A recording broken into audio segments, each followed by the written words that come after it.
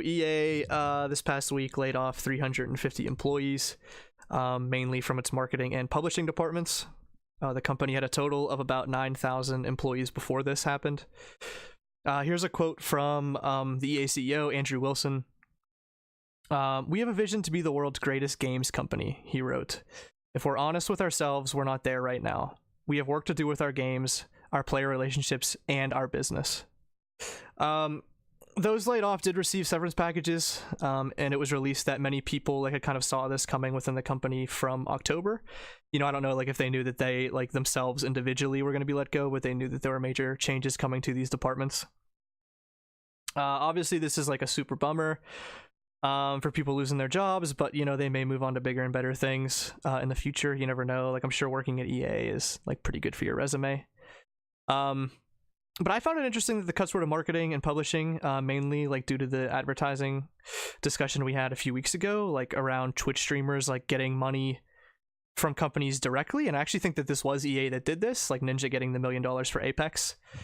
And if you can advertise with a streamer and directly have access to your target demographic, maybe you don't need as many marketing specialists in your company. It makes sense. I mean, I don't know if you could directly attribute Ninja to the success that game's having, but I'm sure it had some impact. I'm sure they're seeing it as a good way to move forward. Wouldn't be surprised if you're seeing this much more often. And Grant, I mean, that's a lot of people to let go. But yeah, that is a big number. But I mean, if you could just redirect that money in a much more effective way, I guess it's better as a whole. I mean, I don't know who this is benefiting, but other than EA, I'm not crazy about. Well, I mean, yeah, that's a lot of employees to lay off. But if you're laying off positions that are not non-essential, basically, I mean, I'm not saying they're non-essential, but things that they're not really generating revenue. They're just support roles, or advertising or customer assistance or whatever. Mm-hmm. And if you're redeveloping or if you're reallocating those resources into development and stuff to make the games better, I'm all for that. And I think Activision just did this recently and other companies are doing it. And I think I'm hoping that when they're doing this, Activision at least said they were, allocating more of the resources to development, which is, I think, an awesome thing for the consumer. Mm-hmm. But I mean, if that ends up what they're actually doing, they're cutting these jobs to increase development and make better games, I'm all for it. Yeah, you feel bad for the people that lost their jobs, but as far as getting better products, I would think that would help. I can't see it, man. I'm kind of down. I'm not kind of down. I'm really down on EA, and this vision to be the world's greatest games company. I was gonna say this, yeah. I don't think. I don't think that them firing 350 people is going to be the solution. Yeah. I think that I think he's right. They're definitely not there right now, being the world's greatest. I think world's greatest. Pretty far off. And I was actually kind of thinking, I mean, this is probably more public relations, but I think marketing as well. If their goal is to be thought of as the world's greatest games company, somebody hasn't been doing the right thing, because they're maybe in last place in the running for that right now. Mm-hmm. Maybe in people's hearts and minds. At least in the past 6 months, that's for damn sure. 100%. I mean, they kind of have redeemed themselves with Apex, but there's a lot of problems with Apex. I mean, I can't log in my fucking account right now. You know what I mean? I had to just uninstall that's pretty important. I had to uninstall it last night. I couldn't play the game. Yeah, you couldn't log in either. Yeah, I had to get rid of it. It's crazy, man. It's I think he should take that statement back and say we are really, really fucking far away from the world's greatest games. I think he should issue us a public apology. Yeah, seriously. No, but I mean, face value, this seems good. He's conceding and saying there's problems and they need to get a lot better. But it's I don't really care what you say, man. Do it. You know what I mean? You guys are a huge company. Show us, right? Oh yeah, they could definitely be the greatest games Yeah. company. I Yep. mean, there's they wouldn't have to do a ton, I would say, to really impress a lot of people, and I don't think anybody's really going for that. I think they're still going for the money, I you mean, know? Yeah. they do make some really polished games. Mm-hmm. Mhm. Like they look fantastic, but yeah, they Yep. just riddle them with so much bullshit that you Dude, can't they, stand to play it. By the time you pay for it, and you're like, oh my god, like just get this game off my computer, dude. please.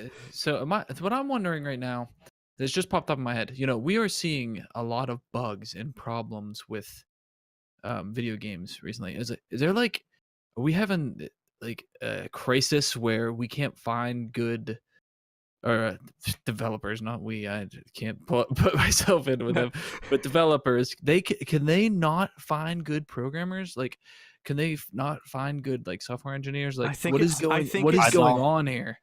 I don't think that's the issue. I think it's them rushing the games out and not properly testing everything. You know what I mean? Okay. Mhm. I think that I don't think the developers are bad. I think they're given limited time frames because they need to get these games out so they can start making Okay. money. Rushed. And like Mhm. there's not as much, like beta testing and bug testing and stuff that there could be. And that's why there's so many bugs now is because of I that. think especially with a game like Apex, when you get like the free to play model, like the faster you get that out and get those microtransactions rolling, like the better off you're gonna be.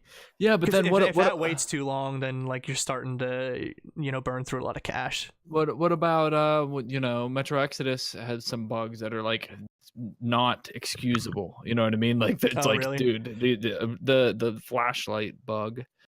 I mean, I guess it's only a particular amount of users, but at some point in the game, you can't use your flashlight anymore. It's like that's a huge mechanic in the fucking game. Like it's dark. You're in the metro, man. I think it's this culture that we've talked about a lot about, like video games having a lot of success and having and I think Dave always hits this, but like with these companies being public, like they have to make money for their shareholders, and like they have these project roadmaps where they have to get games out in certain months, and their expectations like on these monthly earnings calls and things, where like they need to say that these things are like on schedule. And when that happens, I think especially with like video games that are a form of art, I think some people forget that sometimes, but they are an art form.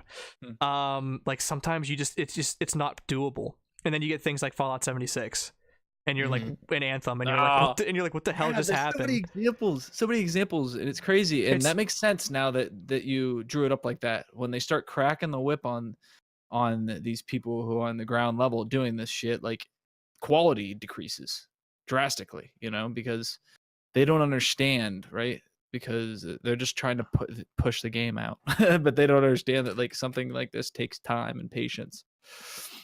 Yeah, I just think it's them rushing out games. I think the developers are probably very good. It's just they're not taking the time to do the bug testing and the that kind of stuff as thoroughly as they used to. So like games go out and you don't get the bugs until the people play them. You know what I mean? You can't simulate all those scenarios until you have millions of people playing your game. It's just how it works. And like Dave always says, if 5 million people buy your game anyway, who cares? Yeah, right. I mean, until people stop buying this this stuff. Yeah, Yep. right. Yeah, right. Well, that's what we were that's what I was hoping for, and I know you guys are as well. Like, and I'm hoping that the pushback's there and they wise up. And I had my prediction, Ben Stradamus. I had my prediction. You got a lot of predictions. They're coming. They're starting to come out. They're starting to pile up. That's true. But I think that we're gonna see these developers starting to take their time and stop getting in these scenarios where they are cracking the whip, like you said, Matt.